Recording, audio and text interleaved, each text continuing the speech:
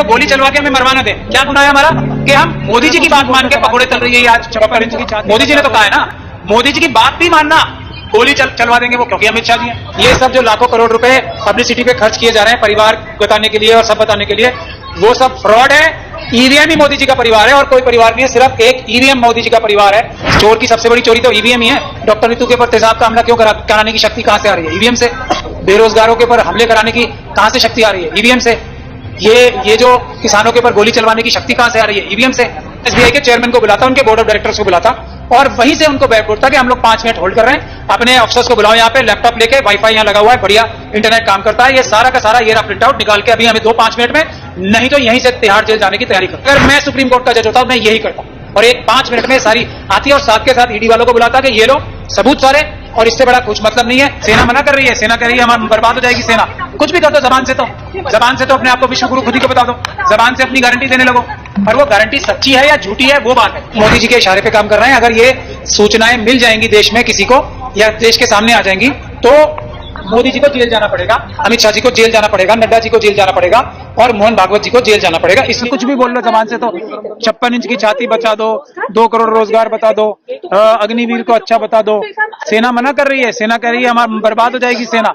कुछ भी कर दो जबान से तो अपने आप को विश्व गुरु खुद ही को बता दो, जबान से अपनी गारंटी देने लगो, पर वो गारंटी सच्ची है या झूठी है वो बात है। जुमले 2 तरह के होते हैं, एक जुमला जो अमित शाह जी ने बताया कि वो झूठा जुमला, एक जुमला सच्चा होता है। जुमले की खराबी नहीं है, जुमला बोलने वाले की खराबी है कि वो किस मंशा से बोल रहा है, झूठ बोल रहा है या सच बोल रहा है। तो अंबेडकर साहब का कोई भी फॉलोअर कभी भी फ्रॉड नहीं हो सकता, कभी भी बेईमान झूठा नहीं हो सकता। जो अंबेडकर साहब का फॉलोअर होने का नाटक कर रहा है वो फ्रॉड झूठा बेईमान हो सकता। अब बात हो गई ना, अब हम यहाँ खड़े हैं तो ये सब नहीं हो रहा है। कांग्रेस पार्टी भी अभी पुलिस को बुला के हम पे डंडे बरसवा सकती है। यही फर्क तो हम दुनिया को बताने की कोशिश कर रहे हैं। अब और क्या कह रहे हैं? अभी चलो आप बीजेपी अभी अमित शाह जी का अगर सबसे पास है, अगर वो गोली चलवा के हमें मरवाना दे, क्या गुनाह है हमारा कि हम मोदी जी की बात मान के पकौड़े तल रही है आज डॉक्टर रितु। मोदी जी ने तो कहा है ना, मोदी जी की बात भी मानना, गोली चलवा देंगे वो, क्योंकि अमित शाह जी हैं। तो ये है बुनियादी वजह, इसको पकड़ना है। बहती गंगा में हाथ धोना, रुकी हुई गंगा में हाथ धोना चाहिए क्या? देखिए लॉजिकली बात करें, अगर इस वक्त देश में सबसे बड़ी जरूरत क्या है? हालांकि ऐसा कोई अभी विचार है नहीं, आप लोग ऐसे विचार देंगे तो ये अच्छे लग रहे हैं विचार सुनने में, इसको मैं मना नहीं करूंगा, पर बुनियादी बात यह है देश की पार्लियामेंट में कौन लोग जाने चाहिए। तो इस पार्लियामेंट में देश की जनता को यह तय करना चाहिए कौन लोग जाने चाहिए, जो बहादुर हैं या बहादुरी करने का नाटक कर रहे हैं या बहादुर होने का नाटक कर रहे हैं, जो ईमानदार हैं या ईमानदार होने का नाटक कर रहे हैं। ये तो एक अच्छी बात है कि अगर डॉक्टर रितु जैसी ऐसी महिला जो अपने ऊपर आज 1 दर्जन से ज्यादा एफआईआर करवा कर भी, अपने ऊपर एसिड हमले करवा कर भी, आशुतोष और ये फिर भी अपनी मार्ग से नहीं हट गए, तो ऐसी तो खुशी की बात है। अगर ऐसे लोग पार्लियामेंट में जाएंगे तो ये बेशक किसी भी लालच दबाव में, अडानी अंबानी के लालच में या दबाव में नहीं आके देश की जनता के लिए काम करेंगे, तो ये तो बड़ी खुशी की बात है। अगर हम तो प्रत्यक्ष किम प्रमाणम है, आज अगर हमें भी भगा दिया जाता तो दूसरी बात होती, जैसे शायद अभी बीजेपी के हम जाएंगे तो भगाया जाएगा या हम यहाँ से आगे बढ़ेंगे तो भगाया जाएगा, तो प्रत्यक्ष किम प्रमाणम है। और पुरानी गलतियों अगर हम दोहराते रहेंगे या हम पुरानी गलतियों को ही गिनते रहेंगे, हमें आज देखना है आज क्या हो रहा है और आगे ऐसी गलतियां ना हो। ये सभी पॉलिटिकल पार्टीज के ऊपर, जो हम अम्बेडकरवादी हैं, जो संविधानवादी हैं, उनको दबाव बना के रखना है कि देखिए हर पॉलिटिकल पार्टी में आरएसएस के लोग प्लांटेड हैं, इस चीज को भी समझना बहुत जरूरी है। वो ऐसे काम, वरना कांग्रेस पार्टी की क्या पॉलिसी में है कि किसी भी महिला को मार पीट के धक्के दे के निकालना, कांग्रेस पार्टी को इससे कुछ फायदा होगा? वो भी आरएसएस के प्लांटेड एजेंट हैं, उनको आइडेंटिफाई करके बाहर निकलवाना भी सिर्फ कांग्रेस पार्टी से ही नहीं, हर एक पॉलिटिकल पार्टी से जो कि आरएसएस और बीजेपी के खिलाफ मजबूती से खड़ी है, देश के अम्बेडकरवादियों का, संविधानवादियों का फर्ज है। एसबीआई ने नहीं, एसबीआई के उन भ्रष्ट अधिकारियों ने जो मोदी जी के इशारे पे काम कर रहे हैं, उन्होंने ये अपराध किया है और ये अपराध है कोर्ट से चीजें छुपाना, और ये पीएमएलए का अपराध है।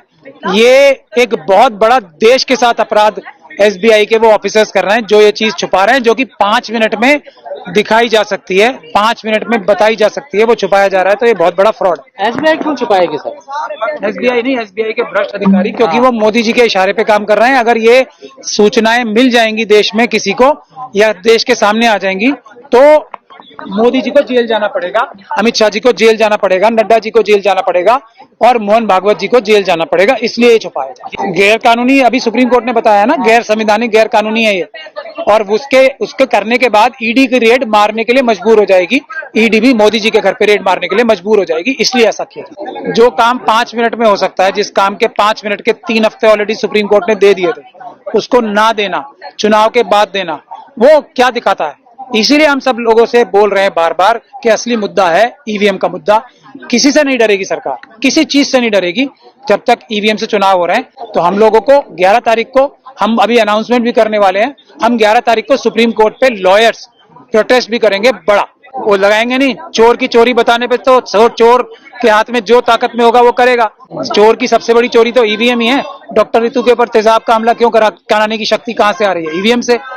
बेरोजगारों के ऊपर हमले कराने की कहां से शक्ति आ रही है? ईवीएम से। ये जो किसानों के ऊपर गोली चलवाने की शक्ति कहां से आ रही है? ईवीएम से। जो भी देश में अत्याचार, 4000 किलोमीटर चाइना को छिनवाने की शक्ति कहां से आ रही है? ईवीएम से।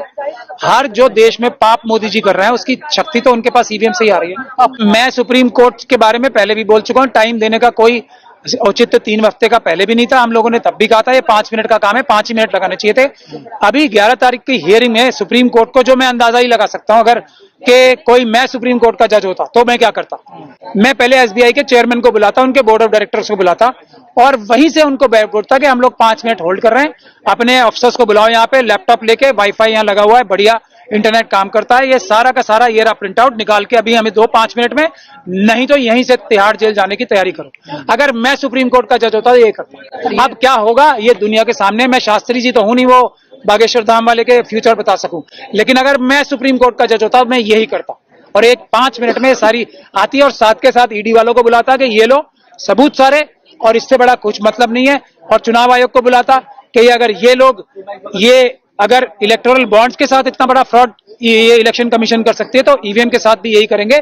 आप आज के आज ईवीएम भी बैन, 11 तारीख को मैं सब काम कर देता अगर मैं सुप्रीम कोर्ट का जज होता। ईवीएम खत्म करने का टाइम बहुत है, उसके लिए हम कल प्रेस कॉन्फ्रेंस कर रहे हैं, आप सब लोग आइएगा, मैं आपको कानूनी पोजीशन दिखाऊंगा। बैलेट पेपर से ही होने चाहिए, ईवीएम से नहीं होने चाहिए, ये कानून के बारे में हम कल 4 बजे अपने ऑफिस से प्रेस कॉन्फ्रेंस करके आपको पूरा नोट बना के देंगे सबको, पूरी प्रेस को। इस बार 400 पार के जो है दावे कर रहे हैं, पोस्टर लग गए हैं पूरे शहर में। ईवीएम अगर इस तरफ आ गई ना, ईवीएम हट गई तो 40 पार के दावे भी नहीं कर पाएंगे मोदी जी, मैं आपको गारंटी, ये मेरी गारंटी है। मोदी जी गारंटी परिवार की बात कर रहे हैं, बोल रहे हैं 140 करोड़ मेरा परिवार है और वही मुझे जिता के वापस भेजेगा। बिल्कुल 80 करोड़ परिवार को परिवार के लोगों को 5 किलो अनाज का मोहताज बनाने के बाद मोदी जी यही तो कहेंगे। ये सब ढकोसला है, ये सब जो लाखों करोड़ रुपए पब्लिसिटी पे खर्च किए जा रहे हैं परिवार बताने के लिए और सब बताने के लिए, वो सब फ्रॉड है। ईवीएम ही मोदी जी का परिवार है और कोई परिवार नहीं है, सिर्फ एक ईवीएम मोदी जी का परिवार है। और मोदी जी के परिवार में कितने उनके स्वयं के जो खास परिवार वाले थे उनके साथ भी क्या हशर करते हैं मुझे बताने की जरूरत नहीं है, किसी दिन आराम से बताऊंगा। वो परिवार वाले अगर मुझे वकील कर लेना तब मैं मोदी जी को बता दूंगा कि कौन सा परिवार के साथ ऐसा काम करने से क्या अंजाम होता है भारत के संविधान और कानून के तहत। लेकिन वो परिवार वालों ने मुझे वकील नहीं किया, मोदी जी की बहुत अच्छी किस्मत है। आपने ये मोदी जी के परिवार 300 पार इस बार 19 में पूरा हो गया था। मैं ईवीएम का विरोधी हूँ और मैं ईवीएम का विरोधी हूँ, तो इसलिए परिवार के नहीं है, मोदी जी का परिवार ईवीएम है और मैं ईवीएम का विरोधी हूँ। क्या सर मुद्दों से भटकाने के लिए इस तरीके की बातें की जा रही हैं? मुद्दा ही एक है ना ईवीएम, और कोई मुद्दा ही नहीं है, बाकी सारे मुद्दे इसी में है। क्यों भटक रहे हैं? आप तो चुनाव जीतोगे ना, कोई ईवीएम से थोड़ी जीतोगे, है ना? तो फिर आप पेपर बैलेट से चुनाव करा लो तब भी तो जीतोगे। आप नहीं करा रहे, यही दुनिया के सामने सबसे बड़ा सबूत है कि कानून यही है कि पेपर बैलेट से चुनाव होने चाहिए, लेकिन फिर भी आप ईवीएम से करा रहे हो, यही दुनिया का सबसे बड़ा सबूत। ईवीएम की भविष्यवाणी कर रहे हैं, डर नहीं लग रहा आपको जनता से जनता खिलाफ हो जाएगी? जनता से डर क्यों रहे? ईवीएम है ना उनका परिवार। जनता की अगर सारी वोटें भी उनके खिलाफ पड़ जाए, 63% लोगों ने पिछली बार भी ईवीएम के बाद भी उनके खिलाफ वोट दिया था ना, तो उनको डर ही नहीं है ना। मोदी जी का असली परिवार साथ दिया, सर आप भी जानते हैं ईवीएम नहीं हटेगी। परिवार साथ दिया है। मोदी जी का असली परिवार सिर्फ ईवीएम है, कुछ और भी छापना बेवकूफी है। सर आप भी जानते ईवीएम नहीं हटेगी तो फिर इसके पीछे मैं जानता हूँ पेपर बैलेट से चुनाव होगा, ईवीएम से नहीं होगा। मैं ये कैसे होगा सर ये बताइए ना। मैं अभी बता रहा हूँ ना, कल हम प्रेस कॉन्फ्रेंस करके बताएंगे। कानून ये कहता है, आज का कानून बैलेट से ही होगा, ये भारत का कानून कहता है। कर रहा है सर आपके कहने से थोड़ा ही होगा। तैयारी में कह पेपर बैलेट से चुनाव नहीं, देखिए मैं वही बता रहा हूँ, चुनाव आयोग तैयारी कर रहा है कानूनी रूप से चुनाव कराने के लिए, और कानूनी रूप से चुनाव जो है पेपर बैलेट से होते हैं। सर ये मैं आप तो कई महीने पहले बैन करवा रहे थे ईवीएम, अभी तक भी नहीं हुई है। नहीं, हमने तो वैसे तो हम कई सालों से बोल रहे थे, लेकिन अब पॉलिटिकल पार्टीज को भी ये समझ में आ गई। 5 जनवरी को हमने पहला मार्च किया था इलेक्शन कमीशन के ऊपर, उसके बाद आप देख लो क्या हो रहा सर है। आपके साथियों ने प्रस्ताव रखा था कि बिहार में बड़ी रैली हो रही है, वहां से ईवीएम की बात उठनी चाहिए, वहां से तो नहीं उठी सर। देखिए हम अपने साथी और हम वो काम कर रहे हैं जो पॉलिटिकल पार्टीज अभी नहीं कर पा रही, क्योंकि वो दूसरे कामों में बिजी हो सकती हैं, या वो इतने मुखर रूप से अभी मोदी जी के इतने बड़े झूठ का सामना करने के लिए अपने आप को तैयार नहीं कर पा रहे। लेकिन सारी पॉलिटिकल पार्टियां इन प्रिंसिपल हमारे साथ हैं, इंक्लूडिंग बीजेपी, वो भी अब से पहले ईवीएम का विरोध कर चुकी।